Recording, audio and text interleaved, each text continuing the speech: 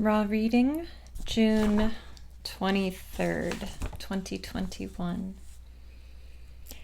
Edie refused to go back to the cities or even through them, and so from Stillwater, their only escape route was north.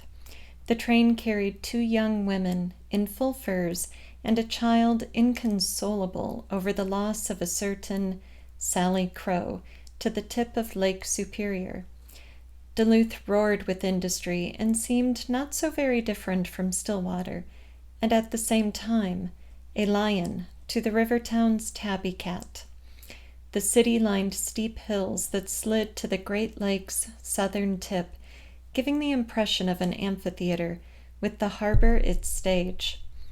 Lacey held Sparrow on her hip and dabbed fresh tears with a gloved fingertip. "Cry and sleep," she muttered. "Mamu could use a cry and sleep, I tell ya." "Sally Crow," Sparrow moaned.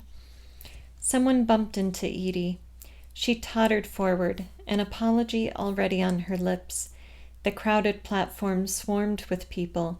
Their comings and goings seemed purposeful, their trajectories clear. Edie was lost. "Let's find our bags, kid. That's step one."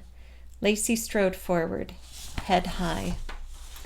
Her posture, that of the factory girl venturing into Dayton's department store in her best dress and hat, demanding respect where none was assured.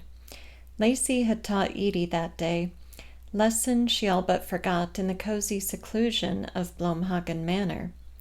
She followed Lacey, as desperate as that girl who had never bought a dress, and was just as likely to swoon from the certainty that she was all wrong in this world.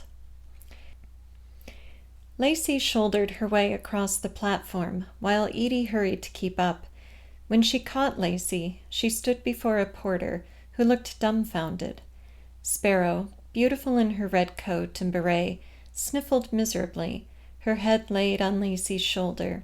She rubbed a hand through the fur, soothing herself with its softness.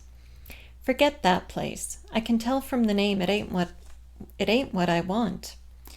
The porter glanced at Edie warily, as though this woman troubling him had just doubled. "Is your mother a rich lady?" Lacey demanded. "Huh? No, ma'am." "So where would you send her?"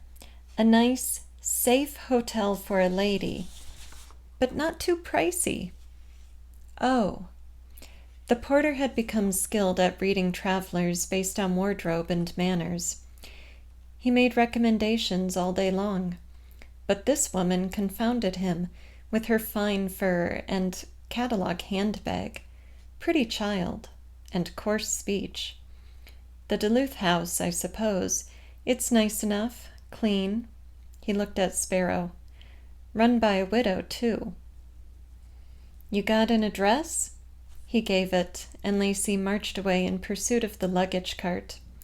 Edie opened her handbag and extracted a dime for the young man, who felt as abused as he looked.